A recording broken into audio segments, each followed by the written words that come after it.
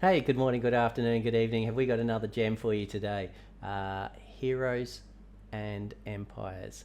Whilst I was actually having a look at play-to-earn.net, one thing that I certainly have a look at all the games and go through, but one that certainly stood out for me for this weekend was certainly Heroes and Empires. One of the things that did appeal to me, it's not a game that's actually out at the moment. One of the things that did appeal to me is the auto chess mechanics.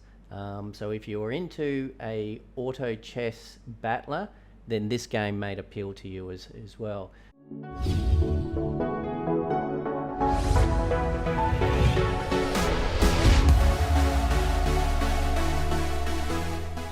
So great little cartoon mechanics. It is going to be out on, I guess, Google Play, Apple Store, and web-based as well, PC-based.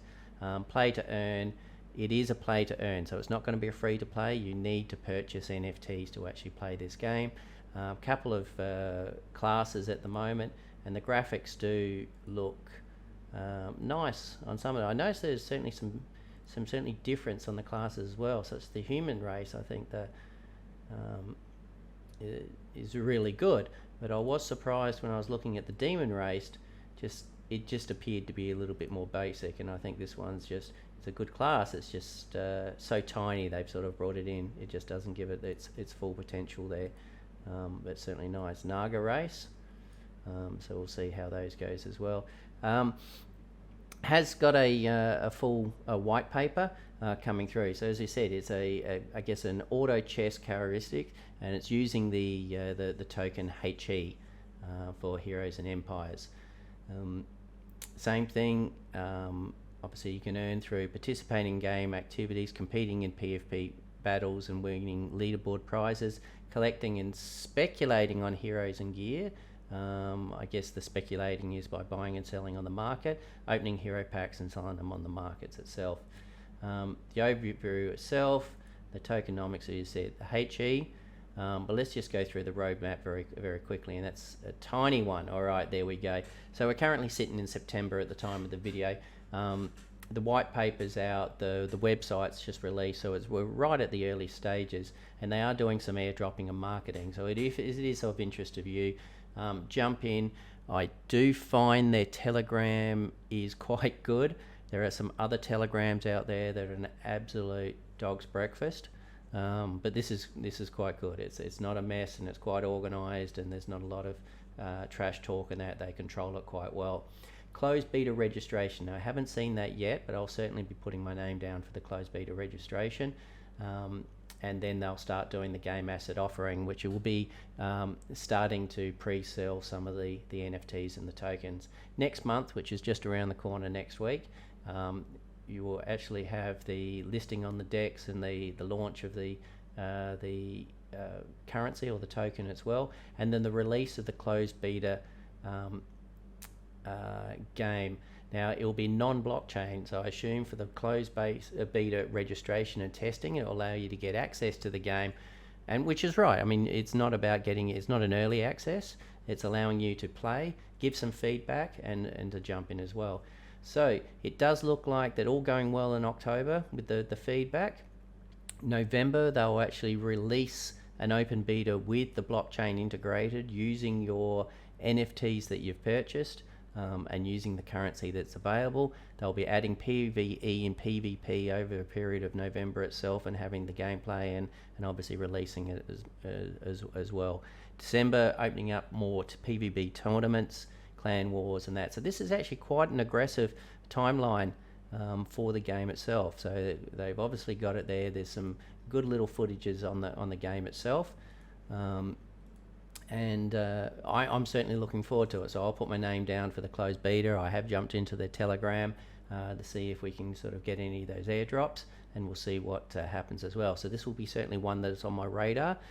Be prepared that I'll certainly do some more videos on this, so if it is something you're interested, don't hesitate to hit that subscribe below, just so you can get some more updates as it sort of comes out. For new players, I think one of the things that I also liked about itself, so you're looking at a minimum of 3 heroes to play the game. So you will need to procure 3 NFTs, and then those NFTs are coming in, obviously uncommon, common, rare, epic, legendary, immortal, and ultimate. It has a burning mechanic, and it's probably one thing that I do like. Although that I do like, let's say, Plants vs. Undead, one thing that's not there at the moment is a burning mechanic. So what's happening is we're just minting and minting and minting new plants, and we're not burning them. So therefore the market's just dropping. Now the game's the game's not even out yet, but the market has dropped unbelievably because they haven't thought about that in their economics. They'll probably put it in, but they didn't plan it when they first started, whereas these guys did, and we'll talk about the sustainability as well. So summoning heroes, obviously you can buy the packs, tap the portal, obviously use your HE, scroll to summon, and then you get your classes as well. You have a chance of powerful heroes. Each time you open doesn't give you a legendary hero. Your luck point will increase. There you go. So that's actually not a bad one as well. So yes, I guess they are sort of loot boxes, but even if it's dropping as a low level class, what it's saying here is your chances to get a legendary will keep going up until you get one. So that's awesome if you keep buying the NFTs or opening the summoning boxes. So they will have an arena where you'll do your auto battler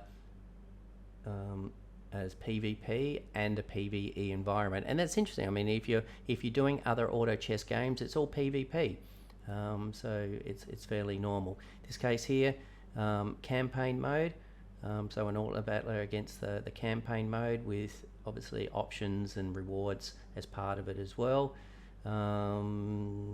Sort of say players will be rewarded by defeating each enemy on each floor, thus permitted to access to the next floor. If players have difficulty completing 4, players can rearrange their hero formation. As we go through. The World Tower, does it talk about? No, it doesn't talk about it as well.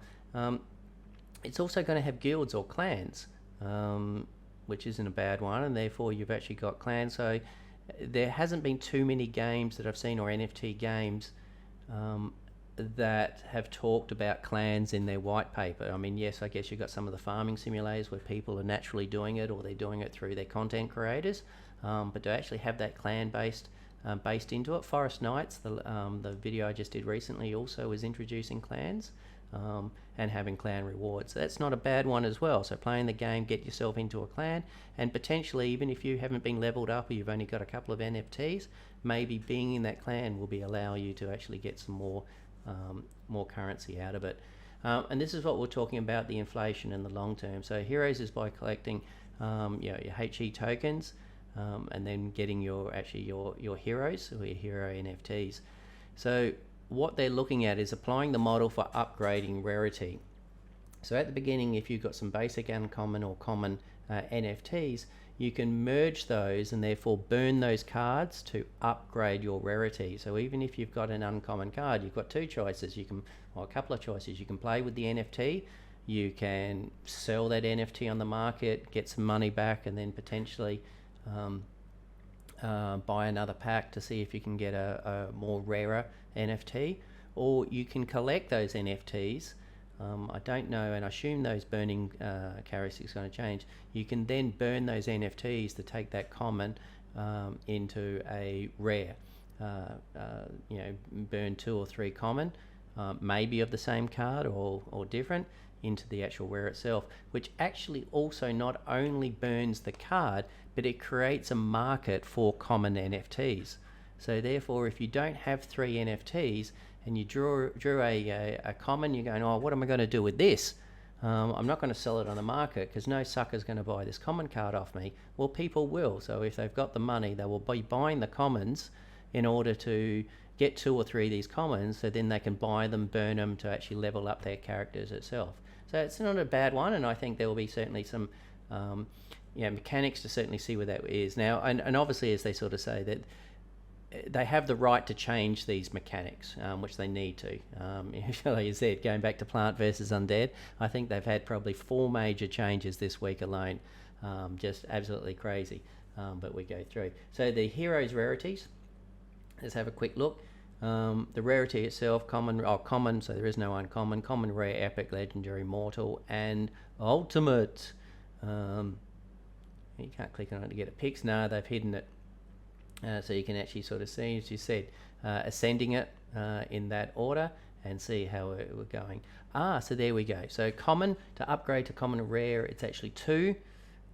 Rare, rare plus, epic, epic plus, legendary and immortal. So you can certainly see already that they've got the amount of cards. 2 cards is not much. It's only literally drawing a second card. You go, bloody hell, I've got two of these cards. You can easily just merge those 2 cards and get themselves. So I assume it doesn't say here whether it's going to be 2 cards and some HE, but we see it. And it does need to be the same hero. So it's not a case that you're burning 2 common cards and you're going to draw a rare of one of those 2. Then you come through. Second one, hero's gear. So not only do you have the card itself, that's interesting. So not only do you have your character, you also have gear NFTs. So I guess this is going to come up with the drop. So you can still have a common character and you can still have some legendary. What do we got? We got common, epic, immortal, and legend, and rare. Okay, so same characteristics and you can drop those on. What I don't know, if you can drop, if a immortal piece of gear is limited to an immortal character. So let's have a look. No, it doesn't say that as well, but hopefully you can drop those on. Let me go back. I might be able to see it through the picture. So we've got the rarity, we've got a legend character. There's not a good explanation on the top, but let's say we've got a legendary character, and it is actually it's certainly carrying lower gear, and some legendary gear as well, and some artifacts. Okay, I'm getting more and more excited about this as we go. So the other one too is you're building your character through the drops that you get up. One thing that is going to come in is those that obviously are quite high up are just going to absolutely smash the upper leagues in the race. So hopefully have different leagues, maybe on a point basis. But we'll see how that goes as well, because you're just going to have, let's say, a full legendary team, and it's just going to absolutely wreck. And then it's only once you're up there, then you're going to get some mechanics where you're changing between your three or 4 characters. But we'll see how we go. Also have some signature items. So obviously some named items that are also going to give some powerful buffs as well. So that's and I assume if one of these drops, it's going to be worth a ton too. Classes: beast, demon, elf, goblin, god, human, naga, and undead. And then the classification of the car. Oh, there you go. So there's quite a few characters. So the assassin. So there's 10 heroes that are an assassin class, 10 that are a knight class. So I guess yes, you got human knights, human assassins, human mage, and so forth, and abilities. Well, we're not going. Oh, here we go. We're going for the abilities itself. Level up heroes and upgrade their abilities. To level up a hero, players need to collect enough gold, which is the in-game mechanic. There will be a limit to the amount of the use of gold to the hero. Players need to break this limit, continue level to the next limit. Okay. Heroes' abilities by leveling the character as well. All right. So they've actually got some, it appears, some deep mechanics in the game. So it's not a case that, once again, it's not like an Axie Affinity that you've got that character and that's your character. It's not changing in PvP. It looks like that you're taking your card, you're adapting it, you're leveling your card, you're growing your character itself, you're actually putting in up to 6 pieces of equipment, ultimates, and then coming in. So I'm certainly excited. The other thing that interests me, I guess, as a content creator, is the fact that they've actually also got a media kit, which is very common for games, but it hasn't been common for NFT games. I think what they've done is they're very much focused on those the mechanics of the game itself, getting that token out, getting the viewership so they can sort of do these quick sales and get some price rise so they can get a return on investment on the actual game itself. But some of them haven't focused on giving content creators those media kits which actually just help them create the content that they need to go through. So Heroes and Empires, get in. It's not out yet. However, the next few months, October, November, December, is going to be a rapid race for Heroes and Empires. They'll be releasing the NFTs. They'll be releasing their currency or their token, HE.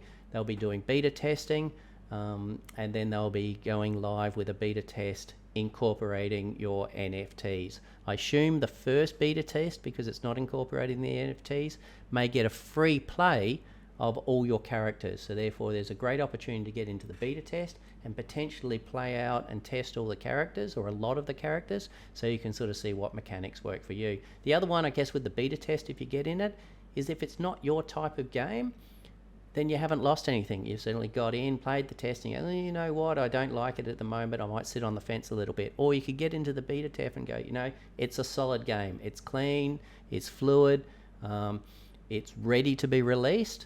I'm happy to invest and jump in this game and see where the game takes it.